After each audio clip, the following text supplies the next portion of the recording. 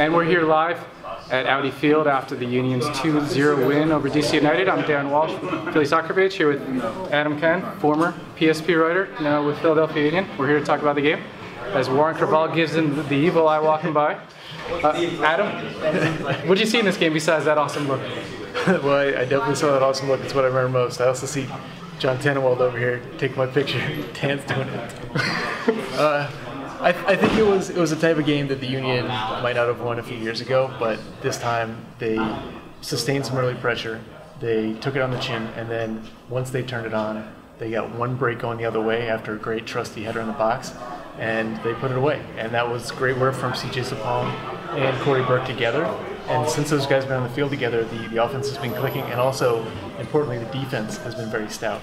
And this is a Union team that, in years past, didn't play this way on the road. They've now won, I think it's 4 or 5. 5, yeah. And they're bringing high pressure to start the game, drop back as they go. But this didn't seem like in the past. This was a drop deep and counter team.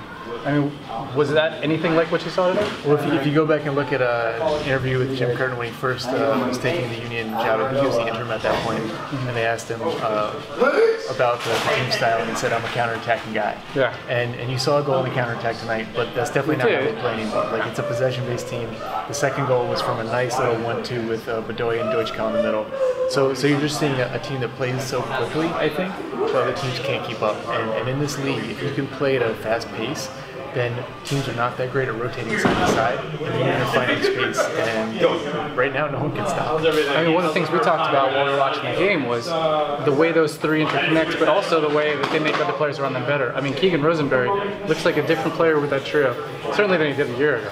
Yeah, and Rosenberry combining up the right, along with Bedoya, along with Deutschka, it really changes how teams have to defend, and if they don't adjust, you saw tonight, everything was up the right. And DC did not adjust. They had to make some injury substitutions in rights and tired legs from playing 2 days ago. But when you don't adjust to that right-sided pressure, they can just tear you apart. Even with Sapong in there, who people thought that maybe Sapong wouldn't be able to keep up with those quick 1-2s. Tonight he looked great. He was all over the place, and he got the goal in the 16th serve. At this point, though, why do you even need to adjust to the Union coming up the right? I mean, we've been seeing this all season long. Everyone knows they're going down that right side. I mean, they're not just a one-sided team, but they're really good on that one side. Yeah, and this is actually something you saw with Toronto last year. I don't want to compare Toronto 2017, which was a great team, one of the best. You mean the Union aren't as good as Toronto? Is that what you're saying? This year? Last year. Okay. But last year's Toronto, all they did was play their game. Home or away, they played the same way, and they could go 3 in the back, 4 in the back, but the principles were the same. And what you see with the Union this year is no matter who's on the wings, no matter who you put at the fullback positions, no matter whether it's Elliott or Mark McKenzie in there, they play the same principles. And they can dominate that right side even if you try and stop them. We've seen teams man mark them and try and prevent that now. And it can work.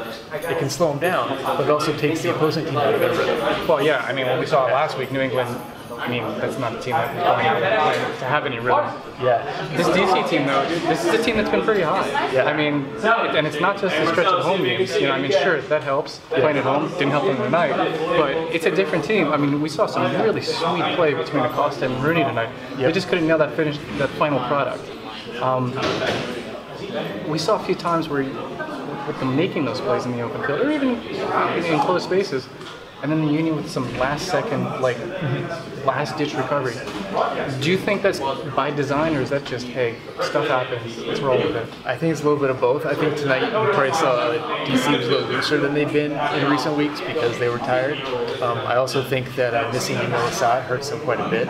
He's a really creative player, and especially in the final third, he's one of those guys that can make the final pass, or at least sort of combined to open up a little bit more space. And tonight, you saw the best chance they had was when Rooney chipped Andre Blake early on. That's still a shot from distance, and if you're not getting in closer than that, you're not creating much. Yeah, and the Union have gone above 500 now for the first time since the first month of the season. What's their what do you think? For the Union? Yeah. That's a tough question for me to answer. Yeah, pitching a tough spot now. You got a new job. I forget. Yeah, that's right. I think the sky's the limit for this team right now. You still got Orlando coming up next, who I think are winless in 6 now after going winless in 9 before that. And worse for even longer than that. Yeah. And then you have Montreal after that. And if the Union get 3 points, or if they get 4 points from those games, then they'll have the most points in Jim Curtin's tenure, and they still have quite a bit of the season to go. So that's looking pretty good in the Eastern Conference, where only 2 teams have really broken away from the pack. Now that New York City is a little bit of a lull. It's a different team after that coaching change. And so you're looking at an Eastern Conference that can be attacked at least below the top 2. And so for fans that want a playoff win, it's looking better. I'll tell you what, that Orlando game looks like it's got trap game written all over it. Third game in what, 8 days? Yep. See how much squad rotation we'll get here. I mean, there's a guy we haven't seen in a while, Marcus Epps. What do you think's going on with him? I think Epps is just a victim of circumstance right now. Yeah. He actually played really well. I know that I talked to Brendan Burke down at Bethlehem Steel, and they challenged him to make a difference, and he did when they played, I think, Ottawa Fury. But I think it's just simply trying to get CJ and Corey on the field together means that someone is the odd man out, and right now I think that's Epps. Yeah, it's a long time since we've seen a Union team that had good players who couldn't crack just because of the circumstances of people in front of them. But that's where we are now. It's a different Union team right now, and I think that seems like point to wrap up on, huh? Yeah, it's fun to watch right now. I mean, it is. You saw them take some early pressure and really respond, and that's on the road. That's hard to do. Oh yeah, there was once I knew I was going to be in town here, there was no way I was missing this game. Yeah. Was this better than the Italian soccer you've been watching? Yeah, actually it was.